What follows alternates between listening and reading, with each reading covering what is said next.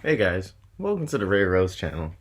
And not the Ray Rose channel, the 5 Eye Vision channel. This is Uwe Tony here, not Ray Rose, well, formerly known as Ray Rose. Anyway, I made a video yesterday that I didn't post because I had to sleep on it. And in the video, which is the subject for today, I was talking about like the 80-20 rule, the myth of it, and how it's not so much as human nature as we think, more than natural selection.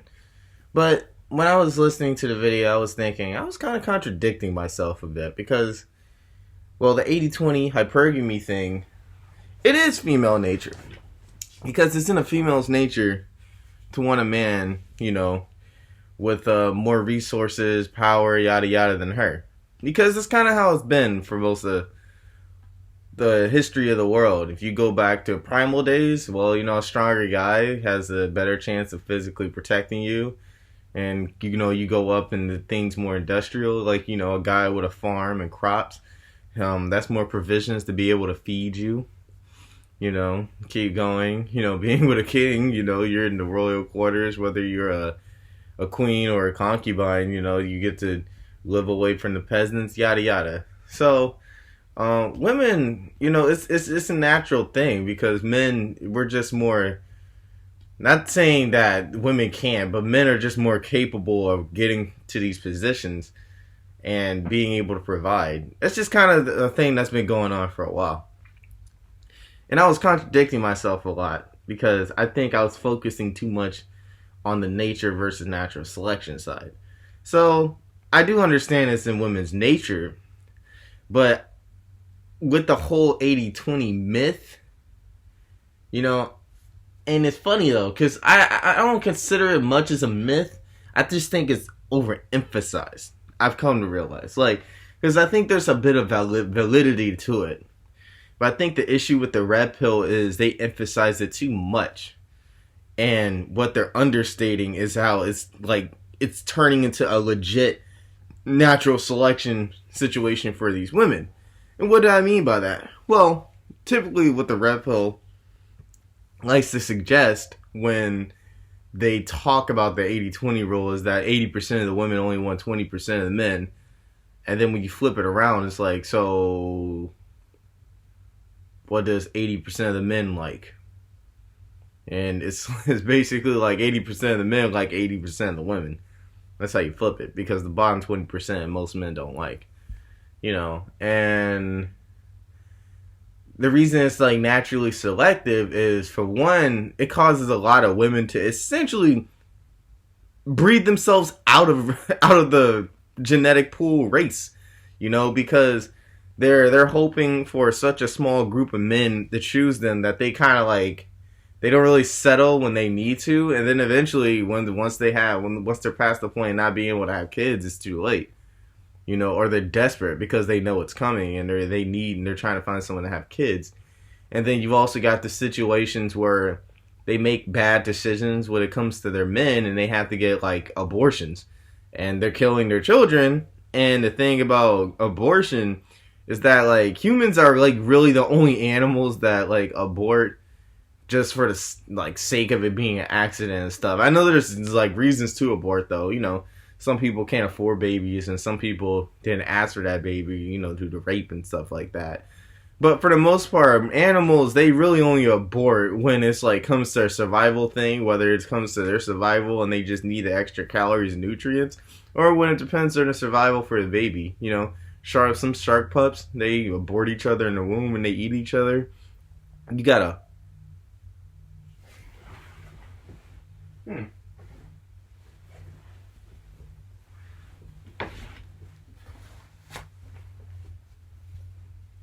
Alarm. Anyways, you got a lot of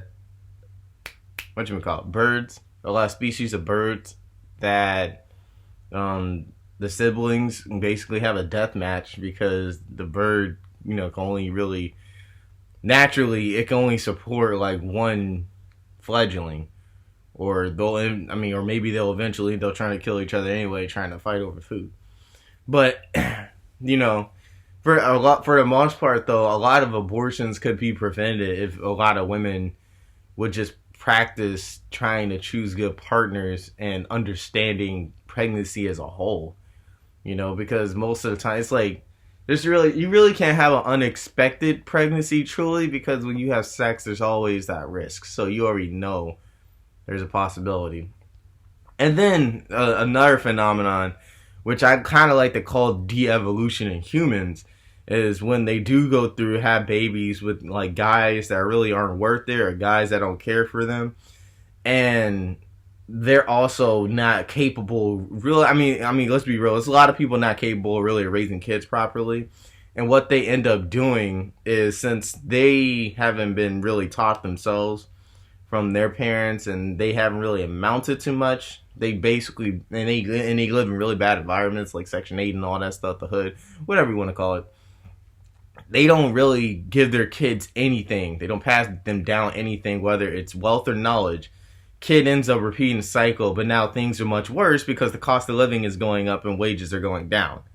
So everything is literally worse for them. But, you know, I consider that almost like de-evolution, because like the evolution in humans for the past thousands of years has mostly been up here. You know, when it comes to our technology and our ability to think deeper and, you know, communicate better and all those kinds of things. You know, our brain mostly has powered most of our evolution, and now we're getting to a point where a lot of individuals are intellectually regressing because they're just not being taught properly from the past generations. There's no improvement. So, and you can kind of, you know, you can kind of look at it like this. I sum it up basically, because the red pill basically likes to put the 20% of men as bad boys and bad boys and like guys who are like rich, a lot of money, provisions. And the thing is, like, yes, it is a natural thing for women, but the way women are practicing their hypergamy in the 80-20 rule now is not as natural as it used to be. Because in the past, I'm probably going to take it down from like 70s down. Even 80s, 90s, because the internet wasn't really there. But in general, in the past, women understood where they were, you know. They didn't expect a king to come around, because it's like, if you're just some random girl from the Bronx, you know, they knew better than to think they're gonna get a dude off the Knicks to come save them, or to meet Prince Harry or whatever, you know. And back then, guys were the same, you know.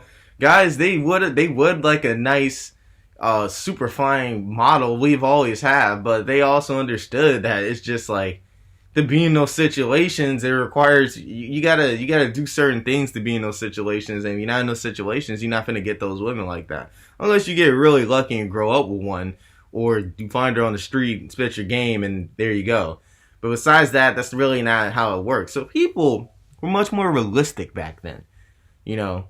And women also understood back then the world was much harder on everybody. And if it's harder on everybody, then it's doubly harder on women. Because again, they have a weaker physical constitution. And I'm just trying to crack my neck. I'm sorry, I'm not. It's not Asperger's or whatever you call it. And socially, socioeconomically, the world is also much more strict with women, you know, back then. And so women understood that having a husband is having a provider, but it's also essential for socioeconomic survival. So they weren't too pressed for trying to get the top 20%. You know, they wanted I'd say they wanted at least the top 60%. Because women in general don't like guys with nothing. And the difference between now and then is, back then, if you were a guy with absolutely nothing, I mean, you can kind of get some straggly women to mess with you, but you didn't have a good chance of getting a lot, like the way it is now, where you can have nothing and a woman's just like, okay, because she might not have nothing, or she just doesn't expect you to anyway. She doesn't care. She's just trying to get some DI. And so when they got married, you know, I mean, so sometimes it was for love. Like, I'd say love and marriage really didn't start becoming mutually exclusive until like the 20th century, early in the 20th century, mostly because of people being able to go to school and, you know, being able to be together as kids and teenagers and stuff.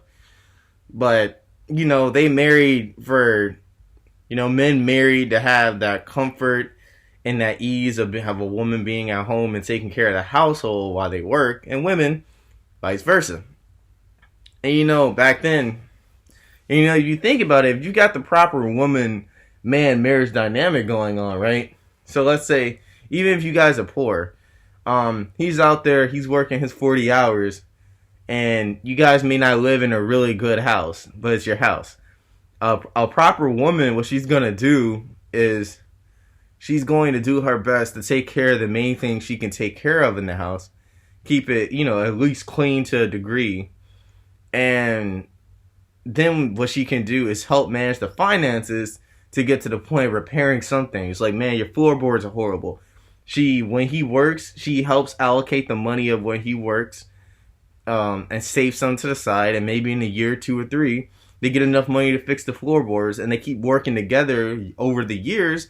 And bada boom, bada bing, they fix up the whole house. You know, that's just a really small layman's example, but that's how things could work, you know. And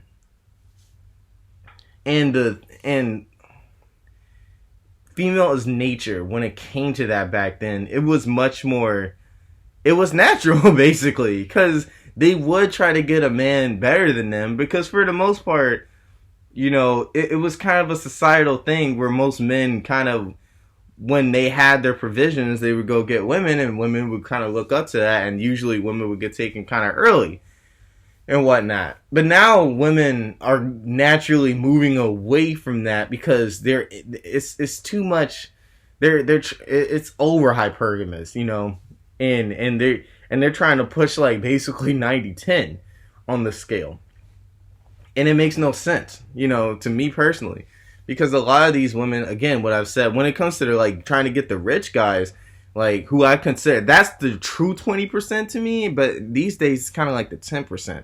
Those dudes are definitely not trying to marry a lot of these women, because a lot of these women don't even have the attitudes to be able to do with money like that.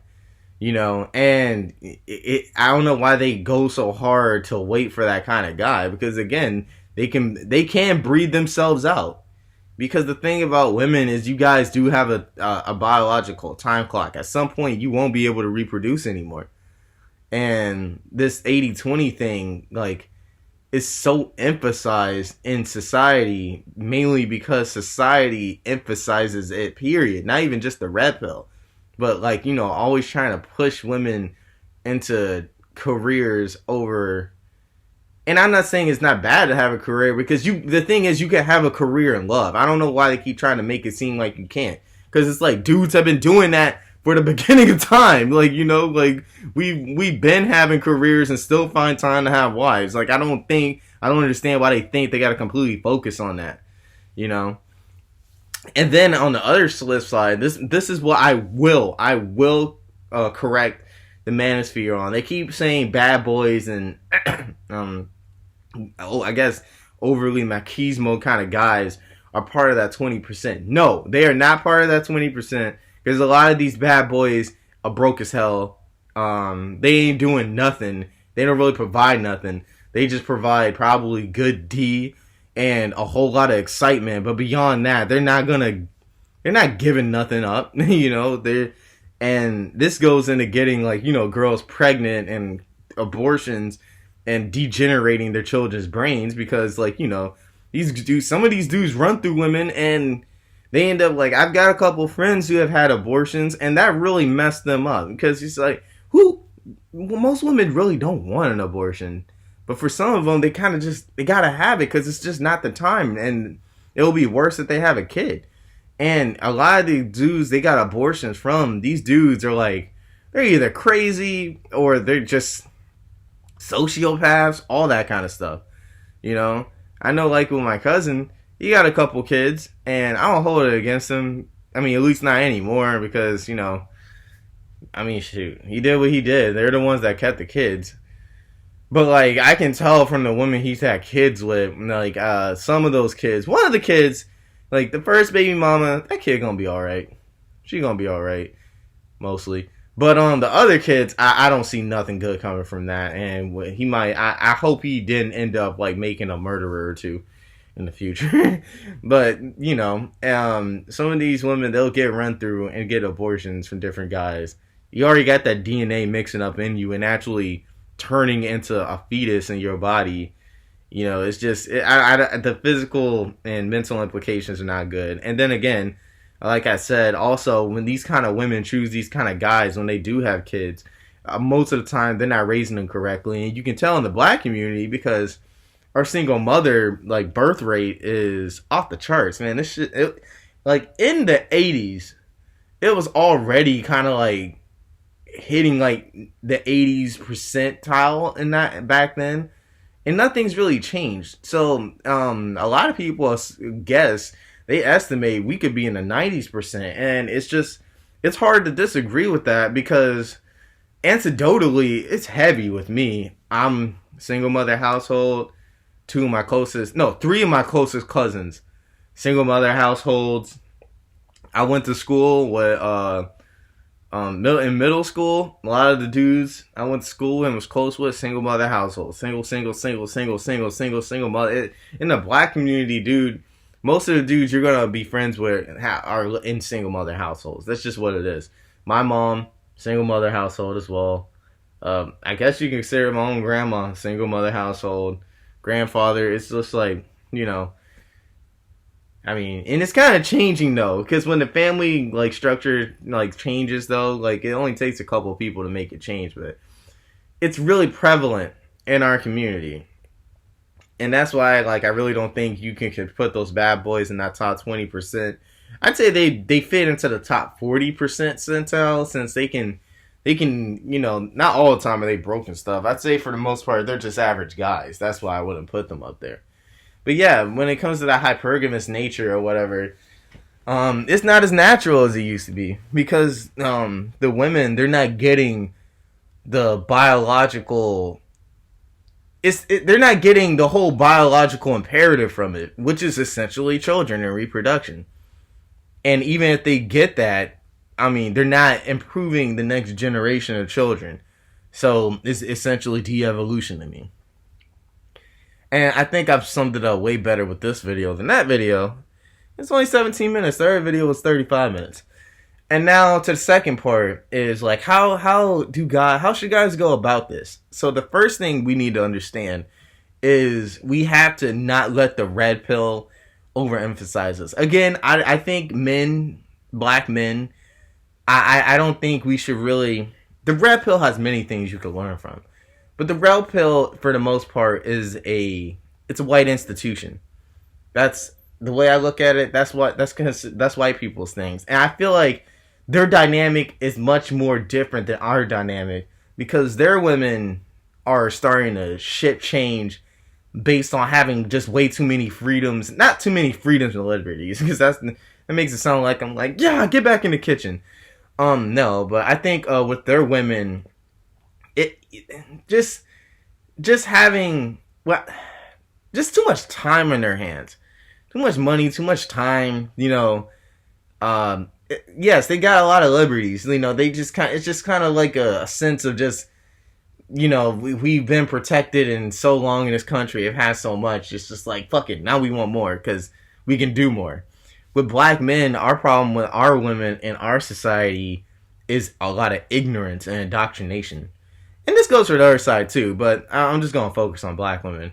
Because a lot of these women, they've been indoctrinated to think that they can get like a king being from the hood, you know, and they've been indoctrinated to think just because a guy who gets you pregnant, he should love you, right? He should care about your kids, you know. Stupid things like that don't make it that their own like great grandmothers didn't believe, or their grandmothers didn't believe, you know. And so black men kind of have to let that overemphasis go, because whether it be true or not, the thing that still stands is like, you got to look at it like this. Okay, so let's say the 80-20 thing. Let's just go off the model. What the 80-20 rule doesn't State, though, is exceptions. Like, okay, 80% of the women want 20% of the men, but of course they want 20% of the men, because 80% of us would like 20% of the top women. But the thing is, because there's not enough of those guys to go around, you play the game. That's why they call it the game. Of course, she wants a dude richer than you with more money, but at the same time, like, you know, women want to be wooed. They want to fall. They want a guy to sweep them off their feet, you know. So if you got good game, you can get some. You still get women. Like, it really doesn't matter, because, like, there's still a lot of women out there that don't subscribe to that in the first place. You know, because 80% of the women want 20% of the men, but that's just want. They don't need the men, you know. It's not like those dudes are the only dudes that should be reproducing and can reproduce. And they know this. And you should know this too. The red pill makes it seem like that's all they want and need. In reality, that's just all they want. The same way you want to win the lottery or you want to bang Megan Fox. There's always a chance to. And that's the thing. And see, guys understand. Like, most guys kind of understand this principle. Because, you know, we kind of have no choice but to go out there and get women. Otherwise, we won't have women. And, I mean, even myself, I'd say when it comes to the physical looks, I've been in a couple situations with women that fit into that top 20, really top 10 percentile. And, I mean, nothing ever really went down. But I still put myself in position. So I knew it could be done if I really tried. You know, and there's always those type of women who are like strippers and Instagram models. They got crazy bodies, but they're really stupid. But because they have really good bodies, they can get access to like that top 20% of men. And that's whatever. But those women, honestly, there's more of those women than there are rich men anyway. So there's still a dime a dozen. So if you really tried, trust me, dude, you might hit on one. You know, think about all the bad girls that you know that have like less than 1,000 followers on Instagram and Twitter. Like, dude, I know a couple really attractive chicks.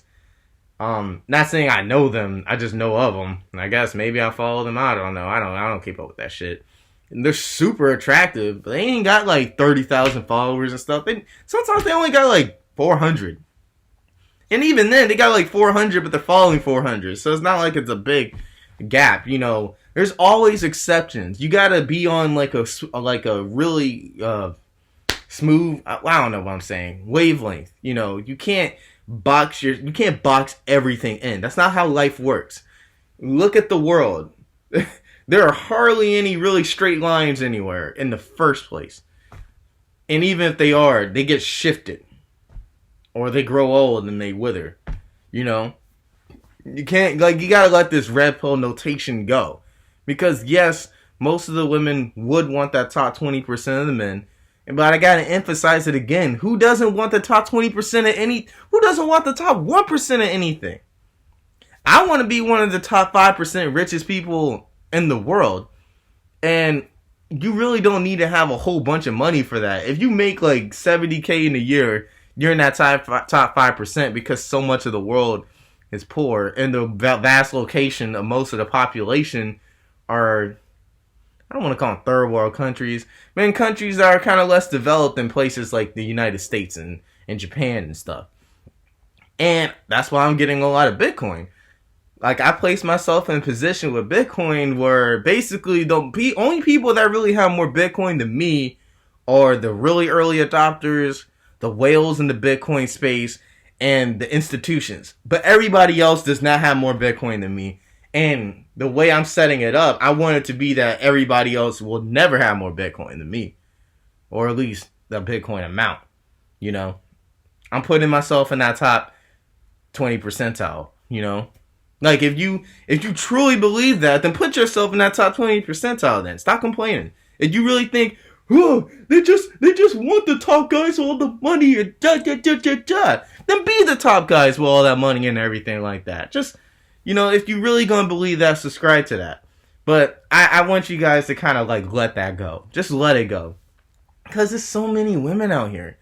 And if you got good game, If you're a charismatic and cool and you're a kind person, you're gonna get girls. You know, it's not so serious like that. I feel like the red pill, you gotta remember, the red pill is run by a lot of middle, older age white men whose women have been jaded extremely through feminism. And, you know, I feel like hardcore feminism is a principle that mainly white women, young and old, buy into. And when you see it in black women, the only black women I really run into that are really heavy into that are ones who are like extremely artsy from college. But for the most part, I think black women we're just more traditional when it comes to things. Yeah, they may make mistakes here and now, and yeah, you could say a lot of them, you know, have been indoctrinated by a lot of ghetto principles. But for the most part, you know, you can run game on them better. You know, they're just more, they're more open to like, they're more open to adventure and things like that, because they live in a society that's already hard on their people. The white people, they live in a society that's been so loose on them that when things are starting to go bad, like now, basically with the economy and everything, they really don't know how to handle it, because everything has kind of just been geared. This society has been geared for them because this is the society that they created, and it's starting to have a fallback because life is too easy for them. And let's see, 26. So I'm gonna end it off with this because I think this is better than the last video. Like, so in conclusion, the 80-20 hypergamy rule, it stands. I understand it. It is in a woman's nature. But it's in everyone's nature to have the top things in life. And women now, a lot of women, you know, they're in height, they're moving away from the more natural aspect of it, and they're going towards like a darker energy. You know, they're moving from how they should do it in life to a more sinister version where it's more, it's darkness in their spirit, because it's leading to them not having children, having more abortions. I should have probably talked about the abortion rate in the black community too, but you know, you can look that up. That'll be another video. And having kids in a situation where it leads to de-evolution in their brains, because they're not learning anything, and the situation, environments, and their life in general is much worse than the parent that came before them. Black people, black men, we gotta make sure we don't overemphasize that the way that a lot of white men in the red pill community have, because they are facing a different situation than us. Our situation is bad, but it's nowhere near as bad as it is, I think, for white guys. You know, I think that's maybe why the whole, I think if you look on Twitter and stuff, that's why like white guys are starting to be big with other races of women, because they're kind of trying to move to other races of women, because, you know, the issue isn't so prevalent with them. Don't fall into it. Don't fall into that trap. If anything, you need to follow like Save Yourself Black Men, SYSBM, or you know, follow guys like BGS Igmore, Green Gorilla, Chronicles of Judah, Thinking Man's Templar. You really need to understand how they view things and things like that, and you'll get a better understanding, more so, of your life than women. Because like I said, you can complain about the 20%, or you could try to be the 20%. The fact that you're in America already means you're like in the top 50% in the world, even if you a broke nigga. Like, if you got yourself $1,000, $1,000 is what a lot of people in other countries make in a whole year. So you gotta put things into perspective. Like I said, like, life is like a flow. It ended abruptly for some reason, because I didn't have enough memory on my computer. Well, my fiance's computer, whatever. But yeah, life is a flow. You've got to learn to go along with it. It crashes and then it eases. You know, it's never just like this. It's always like this. You got to be able to be versatile enough to handle the highs and the lows and the in-betweens and everything else like that. You know? Because if you can't, I mean, are you really living life? Life is all about challenges and obstacles. The red pill, yes, it does tell you to go away from these kind of things, but see, that's the issue. Because most men want to be around women. Most men are young. You know, it's more young men than there are older men in their 35, 40s and everything like that. Most of us do want women. We either want women sexually. Well, we all want women sexually, but a lot of us do want companionship and we do want wives. I wanted a wife. I thought I wanted just to be banging around, but I really didn't. Led to a lot of mistakes. And here I am now with a girl that really loves me. And does she subscribe to hypergamy? Yes. I'm pretty sure if she met me and met Trey Songz, and Trey Songz is trying to get with her, we wouldn't be here today. And I wouldn't have this couch. And I wouldn't have that. And I wouldn't have this either. But hey, I did my part. And she's with a 20%er guy anyway. Well, at least in my opinion. 20%er guy anyway in the first place. But either way, this is the video. I think we've been going over a lot of popular-ish topics that have given me more views than any of my Bitcoin topics and everything. But I'm still go hard on that because there's more to speak on Bitcoin in the crypto land anyway. The election still going on. Bitcoin, you know, it was at 13,300 like a day and a half ago, and it went up to almost 14,000. You know, so it's a lot going on with that. So I'm definitely going to try to push that content as best I can. I think we got a good in between thing going on. Either way, I'm out.